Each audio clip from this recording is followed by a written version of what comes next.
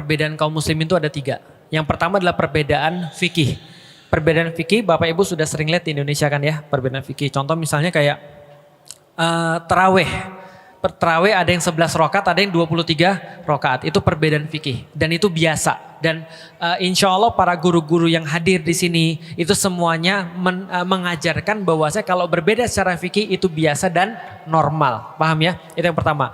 Yang kedua adalah perbedaan politik. Nah, perbedaan politik ini tentang siapa yang memimpin setelah Rasulullah. Awalnya itu.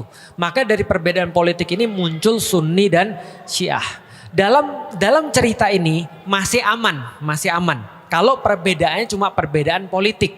Karena di zaman Rasulullah ada yang berkata bahwa pemimpin itu harus muncul dari keturunan Nabi. Ada yang berkata tidak perlu keturunan Nabi. Nah itu masih aman. Yang ketiga perbedaan akidah. Perbedaan akidah itu kalau sudah berkaitan dengan yang namanya rukun iman. Rukun iman ada berapa? 6. Salah satunya beriman pada Allah, pada Rasul, kitab-kitabnya dan segala macamnya. Nah, di antara orang-orang Syiah ada yang berbeda secara akidah memang. Contohnya apa? Mereka bilang Al-Quran belum lengkap. Nah kalau itu sudah terjadi berarti sudah secara akidah beda. Karena kitabnya udah beda. Paham maksudnya ya sampai di sini ya. Tapi kalau cuma kepemimpinan doang itu mungkin oke. Tapi kalau misalnya sudah ada kitab yang baru berarti berbeda akidah. Atau mengatakan misalnya Nabi Muhammad bukan Nabi yang terakhir. Itu juga beda secara akidah. Bisa difahami sampai di detik ini ya. Nah artinya kalau ada perbedaan-perbedaan itu bagaimana cara kita menyikapinya? Oke sekarang aku mau nanya. Andaikan Amerika jadi nyerang Israel, kita bagaimana kemudian sikap kita? Sikap kita kalau Amerika nyerang Israel, ya baguslah. Lah kenapa bagus? Ya sama kayak kita ngelihat ada aktivis-aktivis yang bukan muslim lantas mau bantu Palestina. Bisa difahami ya? Karena yang kita dalilnya apa Ustaz? Oke, gulibatir rum fi atnal ard wa hum mim ba'di ghalabihim sayaghlibun fi bid'i sinin. Ketika kaum muslimin lagi disiksa sama orang-orang kafir Quraisy, maka waktu itu turun ayat Allah berkaitan dengan apa yang terjadi di dunia. Apa yang terjadi di dunia? Bayangin Arab di tengah-tengah, sebelah kanannya ada Persia, sebelah kirinya ada Romawi. Romawi sama Persia ini 2 negara besar di dunia pada saat itu. Perang mereka. Ketika perang, maka orang-orang kafir Quraisy berkata, Romawi pasti kalah. Terus dia nunjuk muslim, kayak lu pada semuanya tuh. Lu semuanya kan pada percaya bahwa ada kitab yang turun dari langit, ada malaikat, ada agama yang datang dari Tuhan nih kepada kalian. Romawi juga gitu, mati itu semua Romawi, kalah sama Persia. Paham maksudnya? Di titik ini, orang-orang kafir Quraisy menyamakan mereka dengan Persia dan umat muslim dengan Romawi. Maka ketika ditanyakan pada Rasulullah Sallallahu Alaihi Wasallam, maka Rasul menjawab ketika turun ayat gulibatir rum, akan dikalahkan orang-orang Romawi fi atnal ard, di tempat yang paling rendah. Wahum mim ba'di ghalabihim sayaghlibun fi bid'i sinin, dan setelah mereka kalah akan menang kembali dalam waktu dekat. Berarti yang menang siapa? Romawi. Di dalam Al-Quran dikatakan dan hari itu bergembiralah orang-orang muslim. Pertanyaannya, kenapa orang muslim gembira? Karena Romawi menang? Bukan. Orang muslim gembira karena mereka membuktikan kafir Quraisy salah. Paham sampai di sini? Artinya mereka bukan memihak salah satu, tapi mereka melihat kepentingan mereka kayak apa. Paham sampai di sini ya? Oke, Iran. Iran sudah jelas-jelas menyampaikan mereka adalah negara yang punya keyakinan Syiah 12 imam. Syiah 12 imam itu berarti meyakini ada imam dalam tanda kutip yang melanjutkan Rasulullah dan dia maksum. Jelas ya? Dan itu bukan akidah kita. Jelas ya? Jadi ya udah pandangan kita sama seperti pandangan ketika ada orang-orang yang misalnya bukan muslim lalu kemudian bantu Baitul Maqdis. Ya udah kita ngeliat kayak gitu aja. Kalau andai kan dia bisa membuat repot musuh kita nih, yang Israel ini. Israel ini kan udah nyata-nyata mengganggu dan menghabisi orang-orang di Gaza nih. Lah kalau mereka berdua terus kemudian sibuk, ya bagus. Oke, bisa difahami ya. Oke, berikutnya. Ustadz, tapi ini bisa ekskalasinya bagi penduduk dunia? Tentu saja. Dan itu kan yang diinginkan oleh Israel. Namanya Amerika, itu dia punya tugas. Apa tugasnya? Ngendaliin seluruh dunia agar sesuai dengan keinginan dia. Paham sampai di sini? Maka dulu kalau ibu-ibu pernah dengar perang Vietnam, siapa yang lahir tahun 40? Ada nggak? Gak ada ya. Tahun 55 sampai 75 itu ada perang Vietnam namanya. Nah perang Vietnam itu penyebabnya apa? Sederhana, Amerika nggak mau Vietnam jadi komunis. Maka dia serang Vietnam supaya Vietnam nggak jadi komunis. Sederhana itu. Jadi artinya adalah apa? Penyebabnya lebih ringan daripada kasus Gaza yang sekarang. Gitu maksudnya. Oke, berarti Amerika pengen semua sesuai dengan dia. Sekarang aku mau nanya, kalau Amerika punya musuh yang nggak mau sesuai dengan Amerika, siapa kira-kira? Siapa kira-kira? Iran? Bukan. Siapa yang nggak mau sesuai sama Amerika? Rusia. Maka Rusia sama Cina bestie nih. Kenapa bestie? Karena dua-dua ini nggak mau diatur sama Amerika sekarang nih ceritanya. Maka dua-dua ini bestie. Satu perang dagang, satu perang dingin. Bisa difahami ya, karena Rusia ini adalah pewarisnya Uni Soviet. Dia punya banyak sekali juga hulu ledak nuklir. Lalu kemudian Cina juga sama. Mereka bestian nih. Ketika mereka bestian, mereka nyari proksi. Proksi itu gimana ya ngomongnya ya? Sebentar. Nyari bestie. Mereka jadi nyari bestie di tempat daerah konflik. Karena Amerika itu punya bawahan di Timur Tengah namanya Israel, maka orang-orang ini harus punya bawahan juga. Apa bawahannya di sana? Bawahannya Iran. Jelas? Nah, kenapa bisa tahu gitu? Makanya ketika Iran perang, siapa yang memproklamirkan akan dukung Iran? Rusia, Cina. Jelas sampai di sini? Nah, maka ini sekalian nih. Artinya Amerika pengen ngendaliin Rusia, Iran dan segala macam supaya mereka nggak punya ancaman, minimal nuklirnya hilang. Lalu makanya ada NPT, Nuclear Proliferation Treaty. Lalu kemudian ngendaliin agar mereka nggak punya nuklir, supaya yang bisa punya nuklir siapa? Cuma Amerika dan Israel doang. Paham sampai di sini ya? Nah, mereka mau ngendaliin dunia dan itu harus terjadi. Perang Ukraina itu salah satunya. Karena Amerika nguasain pemerintahnya, Rusia nggak mau. Karena itu dekat Rusia. Ini masalah negara doang. Indonesia gimana? Nonton Indonesia. Kan turut nonton dalam perselisihan dunia kan Indonesia kan gitu. Nah artinya ini yang terjadi nih. Oke, balik lagi. Kalau kita bahas tentang masalah Iran, apakah Iran menyerang Israel karena dia pro dengan Palestina? Jawabannya tidak. Karena Iran nyerang Israel karena dia diserang duluan, sederhana, gitu kan ya. Dan ada video tuh Netanyahu ngomong ke publik, bikin video. Apa yang dia bilang? Dia bilang begini, saya berbicara pada rakyat-rakyat Iran yang terhormat untuk dalam tanda kutip menggulingkan pemerintahan yang sekarang untuk balik lagi ke masa lalu. Tahu masa lalunya apa? Dia ngomong sendiri. Kita udah jelasin di kajian kita tuh. Apa masa lalunya? Iran sama Israel itu bestie. Baru tahu.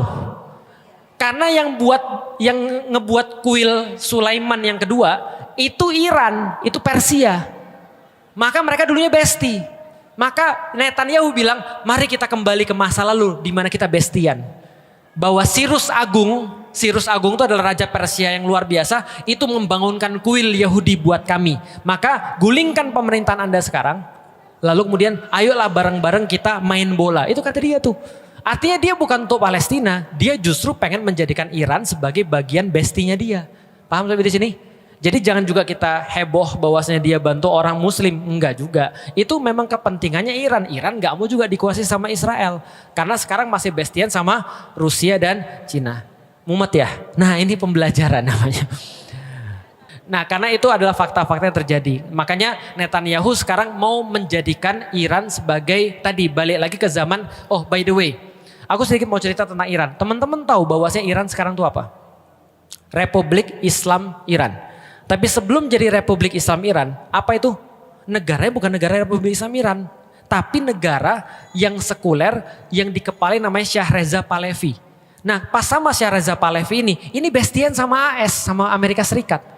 Maka ketika terjadi revolusi, bangkit terus kemudian Ayatollah Khomeini ini dan Republik Islam Iran, dia jadi nggak bestian sama Amerika lagi. Ini masalah cuma itu aja masalahnya, nggak terkait dengan Gaza. Artinya kalau ada apapun dengan Iran, pasti Gaza akan tetap juga sama masalahnya. Balik lagi, apakah eskalasinya sampai ke Perang Dunia Ketiga? Jawabannya mungkin iya, mungkin tidak. Jadi mungkin iya, mungkin tidak. Tapi wallahualam bishawab, ya kan kita tahu bahwasanya orang-orang kayak Amerika itu akan melakukan apapun untuk tetap ada pada kekuasaan. Artinya kalau sekarang kita lihat Amerika ini sekarang mau hancur dari dalam. Karena orang-orang di dalam juga pada protes tentang Amerika. Tapi kalau pertanyaannya, Amerika hancur, siapa yang nanti ngambil beban peradaban? Jangan sampai yang ngambil bukan orang muslim. Makanya sekarang kita harus nyiapin diri untuk ngambil beban peradaban itu. Dulu pernah ada satu perang, yang perang ini terkenal banget di dalam sejarah peradaban manusia. Namanya Perang Vietnam oleh Amerika. Jadi Amerika itu pernah membuat satu invasi kepada Vietnam itu hampir 2 dekade, sekitar tahun 1955 sampai dengan 1975. Dan teman-teman tahu itu diakhiri dengan Amerika harus angkat kaki dari Vietnam dalam keadaan kepala tertunduk alias kalah. Pertanyaannya, apa yang membuat Amerika bisa kalah ketika kita lihat mungkin dari segi manapun Amerika sebenarnya bisa menang. Persenjataan dia lebih kuat, tentara lebih terlatih, dan mungkin secara pengalaman menginvasi, lalu kemudian ngebom, lalu kemudian kejahatan perang itu jelas lebih jago. Jawabannya sederhana. Setidaknya ada 2 yang menyebabkan Amerika itu bisa kalah ketika berhadapan dengan Vietnam.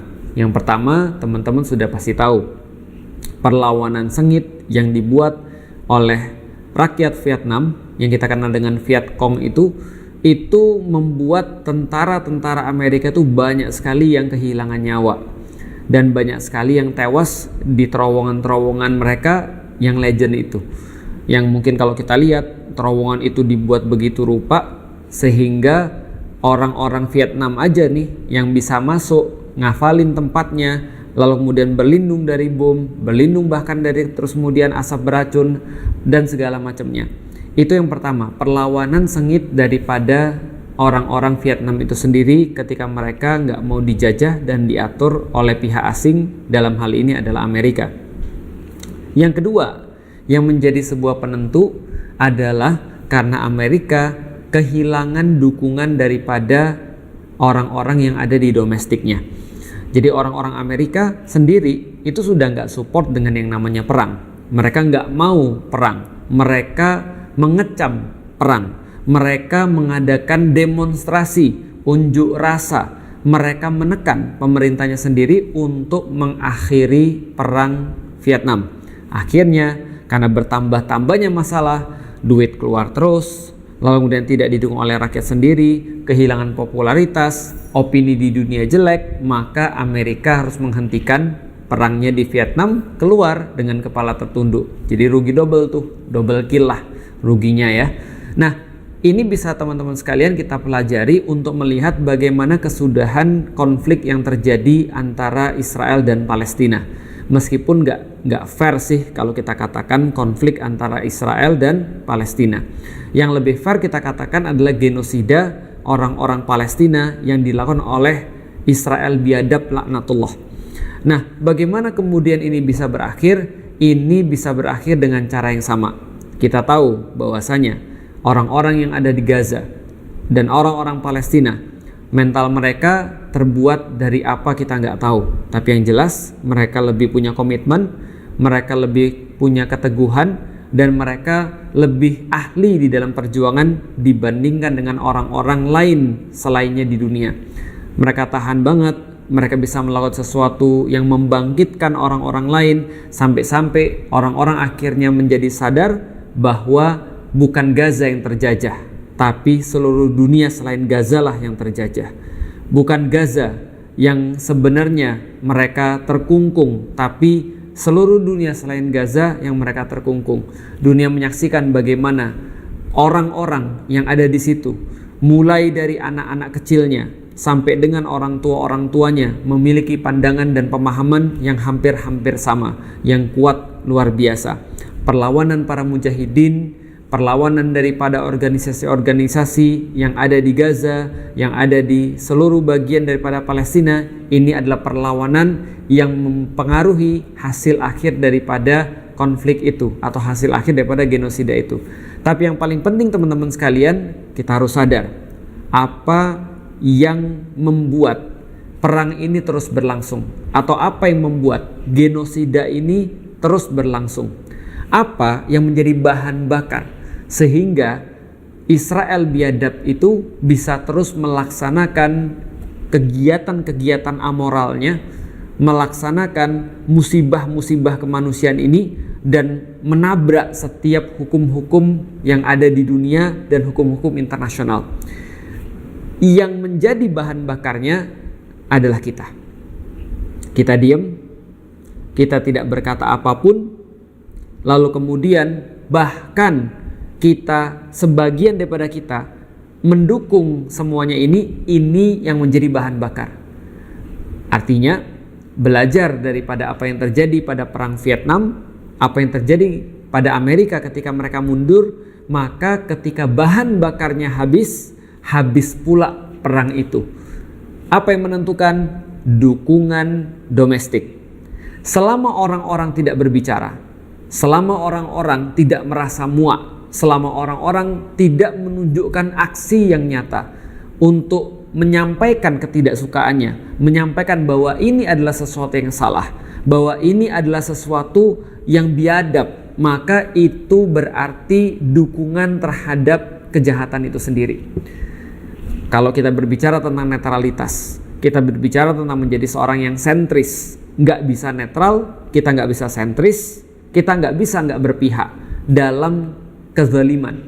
Karena kalau andaikan ada kezaliman di depan mata kita, taruhlah ada anak kecil yang dipukulin di depan mata kita, lalu kemudian disiksa sampai kemudian begitu rupa, lalu kita berkata, mohon maaf saya tidak memihak, mohon maaf saya orang yang sentris, mohon maaf saya netral. Berarti kita sebenarnya sedang mendukung orang yang melakukan kejahatan itu.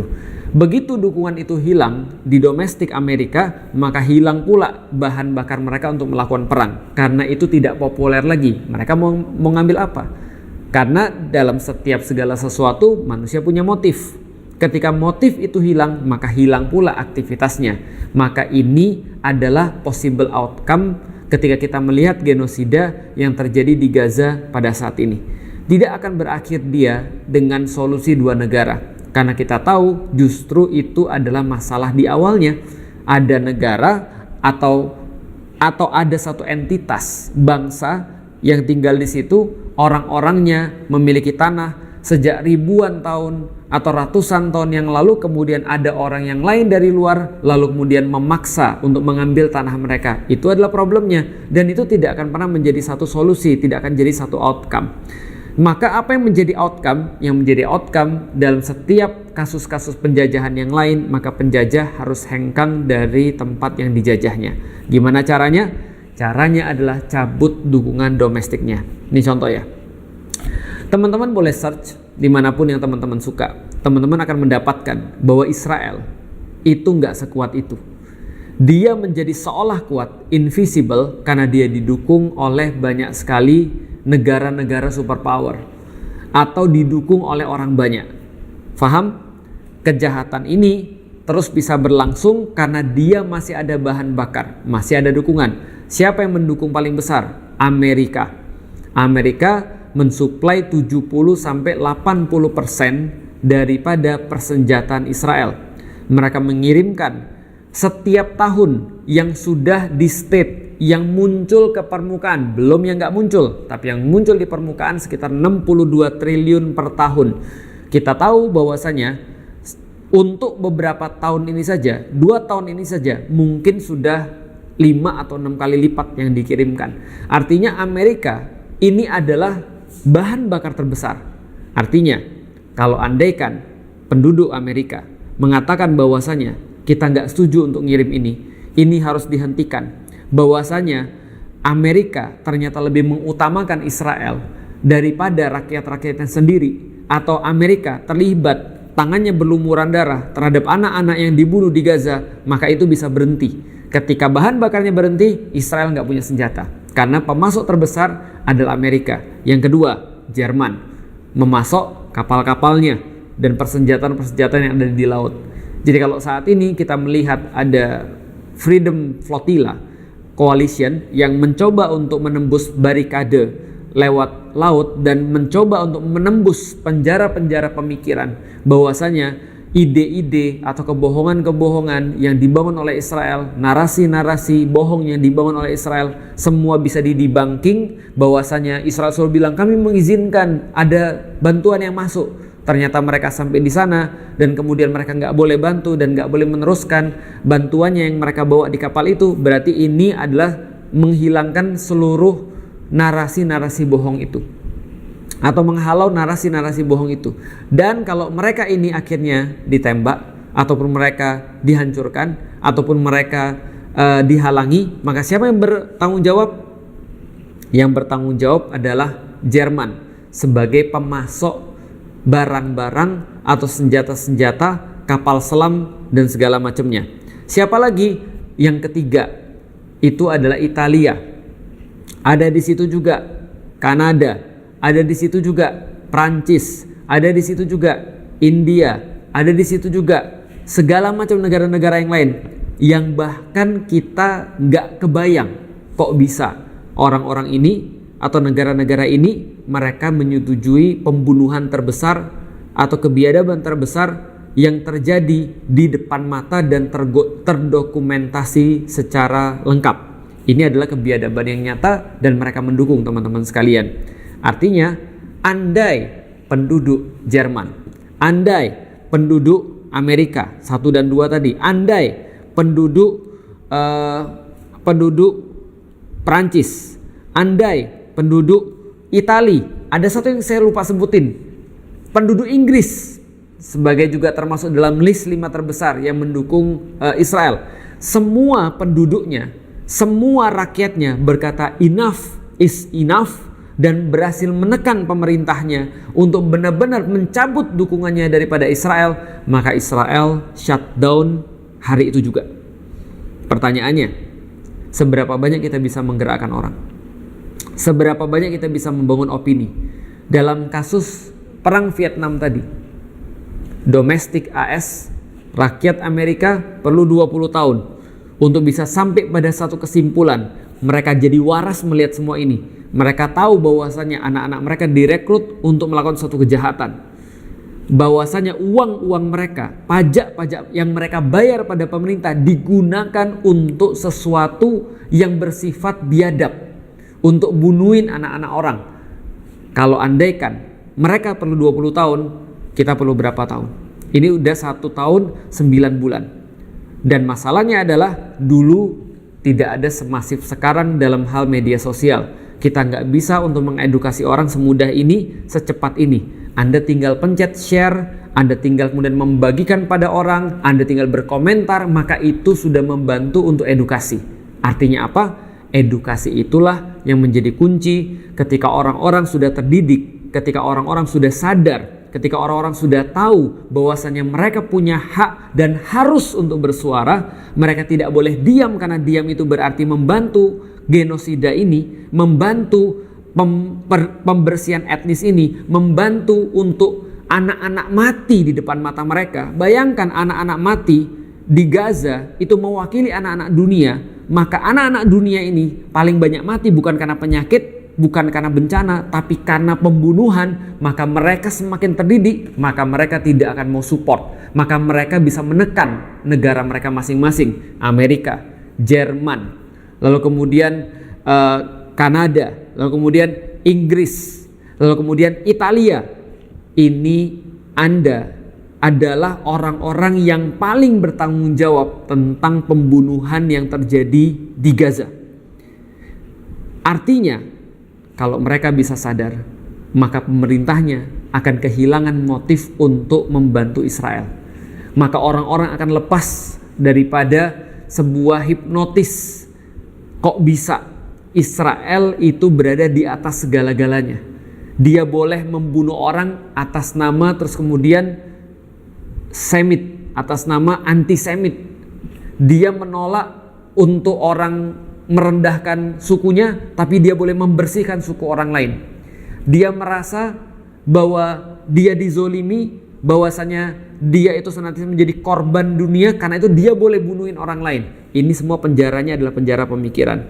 Dengan kata lain, berapa lama kita bisa untuk melakukan edukasi, menyadarkan kepada orang-orang, lalu kemudian orang-orang itu mengatakan enough is enough, maka disitulah perang atau disitulah genosida, kebiadaban ini akan berakhir. Ambil bahan bakarnya. Ketika ambil bahan bakarnya, mereka tidak bisa berbuat apa-apa.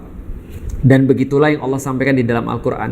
Allah sampaikan wa amdatnakum bi amwali wa banin, dan kami kuatkan, dalam arti kemudian dikuatkan orang-orang Bani Israel ini dengan amwali wa banin, dengan harta dan juga anak-anak. Artinya kenapa harta itu disebut duluan? Karena mereka membeli banin itu dengan uang mereka, membeli anak-anak mereka dengan uang mereka. Wa ja'alnakum aktsara nafira, dan kami jadikan mereka punya pengikut yang banyak selain daripada anak-anak mereka. Maka duit ini juga bisa membeli pengikut yang banyak. Maka kalau andaikan kita bisa untuk menyetop aliran uang itu atau aliran bahan bakar itu, maka mereka juga tidak akan pernah menjadi kuat, atau kekuatan mereka menjadi jauh berkurang. Dan Allah sampaikan juga di dalam Al-Quran bagaimana skenario tadi itu disampaikan dengan jelas sekali di dalam Al-Quran yang kita bicarakan. Allah sampaikan liyasu'u wujuhakum, ketika datang satu kelompok orang-orang uli ba'sin syadid, sebagaimana disampaikan dalam ayat yang sebelumnya, yaitu adalah orang-orang yang mereka adalah hamba Allah yang beriman pada Allah dan mereka beribadah pada Allah, dan mereka memiliki pikiran-pikiran yang baik, hanya beribadah pada Allah. Mereka yang sudah terdidik, hamba-hamba Allah yang terdidik, maka mereka liyasu'u wujuhakum, akan menyuramkan wajah-wajah mereka, akan menyuramkan wajah-wajah orang-orang jahat ini, akan menyuramkan wajah-wajah Israel biadab ini. Artinya adalah apa? Ini pengendalian opini. Ketika opini sudah tidak berpihak pada mereka, maka hancurlah mereka. Karena Israel hanya punya satu senjata. Senjata mereka adalah opini, narasi, karena diamnya kita. Catat baik-baik. Karena diamnya kita. Kalau kita semua mau bersuara, kita semua mau untuk menyampaikan sesuatu ketidaksukaan, dan semua kita yang bersuara pasti akan bisa menekan pemerintah kita masing-masing. Ketika kita sudah berhasil menekan pemerintah kita masing-masing, maka tugas itu tercapai. Maka orang-orang yang mendukung Israel dan kebiadaban yang mereka lakukan, mereka menjadi tidak populer. Dan tidak ada satupun pemerintah yang tidak mau tidak populer.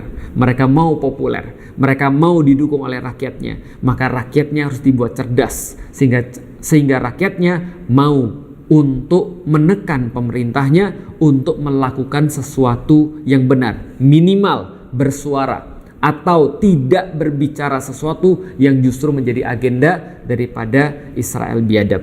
Ini yang menjadi outcome yang sangat mungkin, teman-teman sekalian. Kuncinya adalah apa yang masuk di dalam kepala kita. Perbanyak edukasi, perbanyak menyampaikan, bagikan semua berita-berita. Jangan capek untuk senantiasa mengedukasi diri kita, karena itu juga berarti mengedukasi orang lain.